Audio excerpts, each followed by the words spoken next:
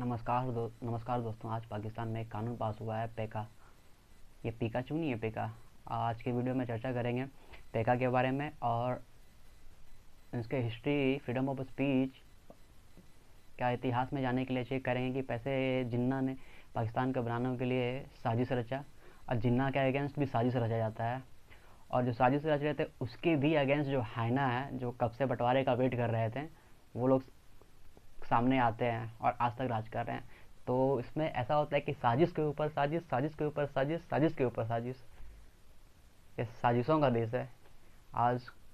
इसलिए पाकिस्तान में आज काफ़ी पॉपुलर है। कोई कुछ भी हो जाता है तो बोलता है कि ये यहूदो निसारा हिंदू का साजिश है। बट एक्चुअली ये मुल्क की साजिश के बल पर बनाया गया था। तो सबसे पहले पेका के बारे में जानते हैं। पेका, ये जो एक्ट पास किया जाता है शहबाज शरीफ के द्वारा, ये लाया तो बेसिकली नवाज शरीफ के द्वारा किया था 2016 में, लेकिन 2024 में 25 में ये एक्ट पास हो जाता है। एक नज़रिए में ये एक्ट देख के बड़ा डिसेंट सा लगता है, लेकिन हर डिसेंट एक्ट में डिसेंट होता नहीं है। ऐसे पाकिस्तान में तो वो अपना फाउंडिंग फादर मोहम्मद अली जिन्ना पे रिसर्च पीएचडी बैन है। ऑफिशियल बैन नहीं है, लेकिन वो बैन है उसी तरह ये ऑफिशियल फ्रीडम ऑफ स्पीच बोल के इसमें ऐसा कुछ नहीं है, लेकिन इसमें कुछ कुछ पॉइंट है, कुछ कुछ लॉ है, क्लॉज है। उस क्लॉज में पाकिस्तान का फ्रीडम ऑफ स्पीच कर्टेल किया जाएगा। आप पहले नज़र में ये लॉ देखिएगा तो आपको डिसेंट सा लगेगा। है क्या? अनऑथराइज एक्सेस टू इन्फॉर्मेशन, ये वाला नोट करना। Unauthorise transmission and copying of data, cyber transmission, hate speech, electronic forgery, electronic fraud, anti crime, defamation, writing और डिस्ट्रीब्यूशन, मेलिशियस कोड। इसमें जो पाकिस्तान का के लोगों को फंसाया जाएगा, वहाँ के जर्नलिस्ट वोकल हैं जो रियलिटी को जानते हैं, खुल के बोलना चाहते हैं, तो उनको अनऑथराइज एक्सेस टू इन्फॉर्मेशन, इनमें उनको पकड़ा जाएगा। दूसरा है डिफेमेशन, इनमें पकड़ा जाएगा। तीसरा है राइटिंग और डिस्ट्रीब्यूशन ऑफ मेलिशियस कोड, और एक हेट स्पीच, और चौथी है साइबर टेररिज्म। इस चार में का इंटरप्रिटेशन में पाकिस्तान का फ्रीडम ऑफ स्पीच कर्टेल किया जाएगा। और इनमें क्या है कि अगर आप गिल्टी पाए जाते हो सेक्शन 24 ऑफ पेका एक्ट, तो उसमें आपको 3 साल की सज़ा और 20 लाख पाकिस्तानी रुपए का फ़ाइन, दोनों में से कोई एक या फिर दोनों। तो पाकिस्तानियों को लगता है कि पाकिस्तान पाकिस्तानियों के लिए बना है। एक्चुअली ऐसा नहीं है, पाकिस्तान पाकिस्तानियों के लिए कभी बना ही नहीं था। जो भारत से जो यहाँ के ज़मींदार वो जिन्ना का साथ देते हैं, वो इसलिए नहीं कि वो एंटी इंडिया होते हैं, वो एंटी नेहरू होते हैं। एंटी नेहरू होने का क्या रीज़न रहता है कि नेहरू ने 1936 के लाहौर अधिवेशन में कहा था कि भाई देश का इंडिपेंडेंट होने के बाद प्राइम मिनिस्टर अगर वो बनते हैं तो सबसे पहले वो लैंड रिफॉर्म लाएंगे, जमींदारी सिस्टम ख़त्म कर जाएंगे। जिनके पास ज़मीन था, वो जो मुस्लिम ज़मींदारों के पास ज़मीन था, वो सोचने लगे थे कि अब कहाँ जाएंगे। तो इसीलिए उन्होंने उन लोगों ने लॉबिंग करना स्टार्ट किया था जिन्ना का। तो वो एंटी नेहरू थे, वो एंटी इंडिया नहीं थे। तो होता क्या है कि कांग्रेस 1942 में, जितना भी कांग्रेस का फ्रंट लाइन का लीडर था, वो 1942 में भारत छोड़ो आंदोलन में सब जेल चला जाता है। यहाँ पे जिन्ना को ओपन ग्राउंड मिल जाता है, ओपन प्ले ग्राउंड मिल जाता है। वो खुला सांड की तरह लोगों को भड़काते हैं, सारे गुंडे मवाली को इकट्ठा करते हैं। और 1947 में अगस्त में डायरेक्ट एक्शन डे डिक्लेयर करते हैं।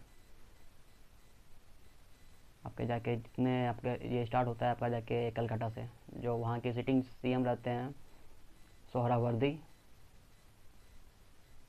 वो कलकत्ता में बैठ के लाल बाज़ार में पूरा कंट्रोल करते हैं। जिस जिस एरिया में दंगा होता है वहाँ पे पुलिस को वहाँ से हटा देते हैं, वहाँ पे पुलिस को जाने का एक्सेस नहीं देते हैं। तो और क्योंकि वहाँ पे मुस्लिम लीग का गवर्नमेंट रहती है बंगाल में, तो वहाँ पे मेजर पुलिस में भी ऐसे भर्ती करते हैं इस रेशो में कि मेजोरिटी ऑफ उसमें मुस्लिम होता है। तो वहाँ पे 4 दिन तक दंगा चला जाता है, हज़ारों आदमी मारे जाते हैं, हज़ारों हिंदू को मारा जाता है। लेकिन जब बाद में Gopal Patha, the saviour of Calcutta, actually Jinnah का प्लान ये रहता है ना कि जो पार्टीशन में कलकत्ता पाकिस्तान के हिस्से लगे। इसलिए वो यहाँ से भगाना चाहते हैं, जो हिंदू पॉपुलेशन रहता है वो उसको यहाँ से भगाना चाहते हैं, चाहते हैं कि कैसे यहाँ से डर फैला के लोगों को यहाँ से भगाया जाए और कलकत्ता को ईस्ट पाकिस्तान में शामिल किया जाए। लेकिन होता ऐसा नहीं है ना। गोपाल पाठा जो एक बेसिकली वो कसाई रहता है, डिसेंट सा अच्छा बंदा रहता है, लेकिन वो चिकन सेलिंग का काम, चिकन मीट ये सब सेल का काम करता है, नॉर्मल उनका दुकान रहता है, लेकिन वो फिर सामने आते हैं बचाने के लिए। गोपाल पाठा पूरा ऑर्गेनाइज करते हैं। गोपाल पाठा हो गया, यहाँ दूध बेचने वाला हो गया, यहाँ के कलकत्ता के टैक्सी ड्राइवर जो सरदार थे वो सारे इकट्ठे होते हैं, जो बड़ा बाजार से जो मारवाड़ी है बिजनेसमैन वो फंडिंग करते हैं। फिर उनके बाद जो रिटेलिएशन में जो नंगा नाच होता है यहाँ पे ना, जिन्ना के एक टेररिस्ट एक्शन के कॉल की वजह से, जो उन्होंने गुंडों मवालियों को इकट्ठा करके रखा था। हाँ, उसके बाद जो रिटेलिएशन में होता है 10,000 से ज़्यादा मुस्लिम मारे जाते हैं। कहा जाता है कि हुगली नदी का पानी पूरा लाल हो गया था। ये जिन्ना ने जो साजिश रचा डायरेक्ट एक्शन डे के नाम पे दंगा किया, उसी का तो रिटेलिएशन था ना। फिर होता क्या है, जिन्ना तो बंटवारा हो जाने के बाद जिन्ना ये हर एक गुंडों मवाली को डील देते रहते थे जिन्ना कि देश बनने के बाद तुमको ये वो पोस्ट दे देंगे, तुमको वो पोस्ट दे देंगे, तुम्हारे अगेंस्ट जितना भी क्रिमिनल केसेस है सब हटा देंगे, तुमको ज़मीन दे देंगे। हर एक 1942 में जो कांग्रेस का जो पार्टी जो जेल में था, फ्रंट लाइन का नेता, इसको ओपन प्लेग्राउंड मिल गया था लोगों को भगाने के लिए। जिस वजह से ही 46 का इलेक्शन में मुस्लिम लीगों को अच्छी खासी सीट आती है। सीट कहाँ आती है बेसिकली, इसको सीट बंगाल में आती है, सिंध में आती है, 19 थोड़ा बहुत बाकी जगह से आती है, लेकिन उनको पंजाब के लोग का समर्थन नहीं मिलता है, खैबर पख्तूनख्वा का समर्थन नहीं मिलता है, बलूचिस्तान का समर्थन नहीं रहता है, यूपी से भी समर्थन नहीं रहता है। ये दो जगह अपना सरकार नहीं बना पाते हैं बंगाल। और बंगाल का देखा था ना, डायरेक्ट एक्शन डे के नाम पे इन्होंने क्या हाल कर दिया था। और 1946 में जो गवर्नमेंट भी बना था ना, तो गवर्नमेंट के पार्टी इन्होंने कभी पार्लियामेंट को चलने ही नहीं दिया था, कोई लॉ पास होने ही नहीं दिया था। तो फिर जब जिन्ना साजिश करके पाकिस्तान बना लेता है, तो जिन्ना के अगेंस्ट भी कुछ लोग साजिश करते हैं। उनमें एक नाम आता है लियाकत अली खान का। लियाकत अली खान के भी इसको हटाने के लिए पीछे से साजिश होता है, साजिश के ऊपर साजिश, साजिश के ऊपर साजिश होता चला जाता है। तो होता क्या है कि मोहम्मद अली जिन्ना जब पार्टीशन के बाद, एक्चुअली पार्टीशन के लिए उन्होंने ना, उनको ये नहीं पता था कि देश कैसे चलाना है, बना तो लिया था उन्होंने। सारे गुंडे मवाली 2 नंबरी लोग जो इलेक्शन में कभी जीतते नहीं थे, लियाकत अली खान, सिकंदर अली मिर्ज़ा, कभी जीतता था कभी हारता था, कांस्टेंट एक पॉपुलर नेता के तौर पे वो लोग कोई नहीं था। तो 1948 में कराची के एक एरिया में, कच्ची बस्ती का एरिया में 4 घंटे जिन्ना का एम्बुलेंस फंसा रहता है। और सबको पता था कि उन्हें टीवी से मौत हुआ है, लेकिन उनका मेडिकल रिपोर्ट में पाकिस्तान का उसमें का जो गवर्नमेंट है ये रिपोर्ट डिक्लेयर करती है कि नहीं, उनका हार्ट अटैक से की वजह से मौत हुआ है। और 4 घंटे वो कच्ची का रास्ता में खाली आपका एम्बुलेंस फंसा रहता है। क्या दूसरा कोई एम्बुलेंस कराची का हॉस्पिटल उस एरिया से एयरलिफ्ट नहीं किया जा सकता था, वो भी जिन्ना जैसा उन लोगों का मेन लीडर को। तो फ़ायदा किनको हुआ इनको मारने के बाद? फ़ायदा हुआ लियाकत अली खान को। ये आपके जिन्ना पहले गवर्नर थे, उसके बाद लियाकत अली खान वो दूसरे गवर्नर बनते हैं।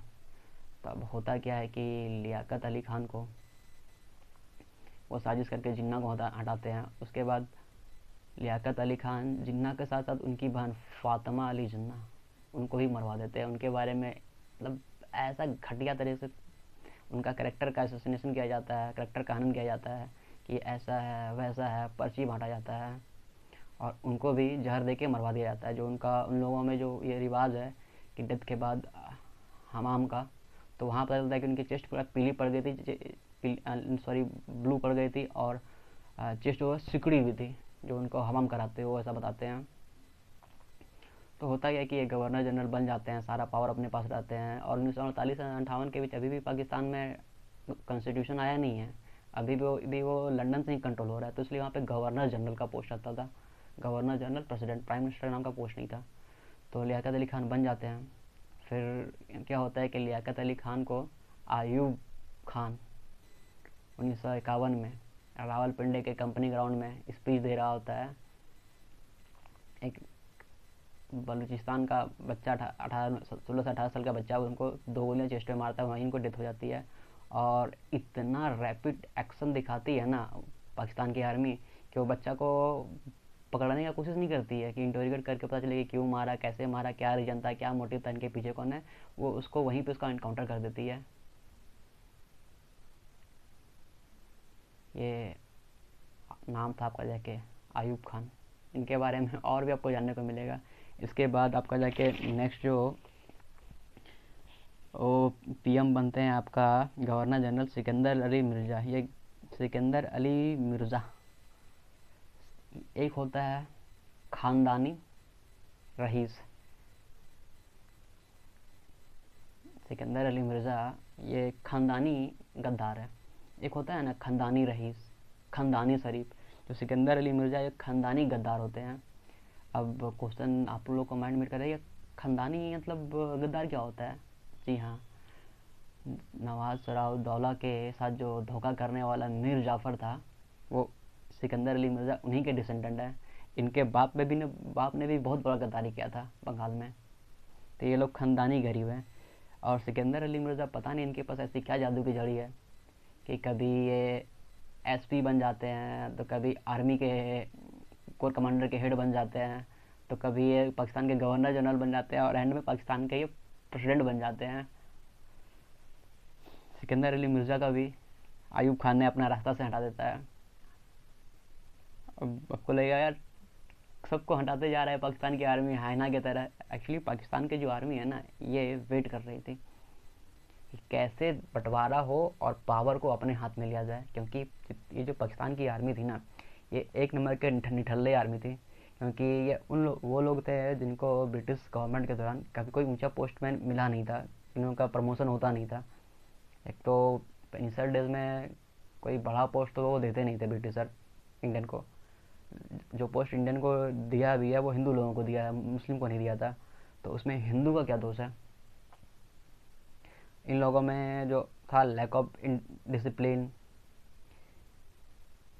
Lack of sense of humour, education भी इतनी अच्छी नहीं थी, तो ये लोग का प्रमोशन नहीं हो पाता था। तो ये लोग 10-10 20 साल से एक ही पोस्ट पे बैठ के काम करते थे। तो इन लोगों का 20-20 साल से, 10-10 साल से, 5-5 साल से कोई प्रमोशन नहीं होता था। तो ये वो लोग थे जो ये इंतजार ही कर रहे थे कि कैसे पाकिस्तान बने, कैसे पावर को अपने हाथ में ले जाए। तो ठीक सिकंदर अली मिर्ज़ा जो 55 से 56 के बीच में आपका गवर्नर जनरल बनते हैं, फिर इनका गवर्नर जनरल से छोड़ के ये प्रेसिडेंट बन जाते हैं पाकिस्तान के। तो इनको भी रास्ते से आयूब खान हटा देते हैं।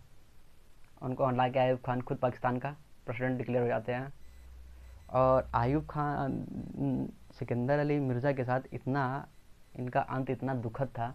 एक कहा जाता है ना कि गद्दार जो मट्टी से गद्दारी करे, उनका देश की मट्टी भी नसीब नहीं होती है। तो होता है एक्चुअली ये बंगाल का था, बंगाल की मिट्टी मिली नहीं इसको, बंटवारे में चला गया पाकिस्तान। तो पाकिस्तान से भी इसको मिट्टी नहीं मिलती है। ये एक्साइल में रहता है लंदन में। इनका डेथ बॉडी फ्यूनरल के लिए पाकिस्तान में आने से आयूब खान मना कर देता है। तो अंत में इसको ईरान में दफन किया जाता है, सिकंदर अली मिर्ज़ा को।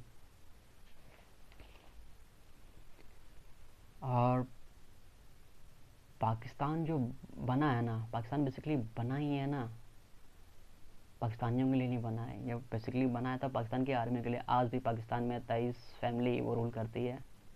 आज भी एक 78 साल हो जाने के बाद एक देश एक लैंड फॉर्म नहीं ले सकता है।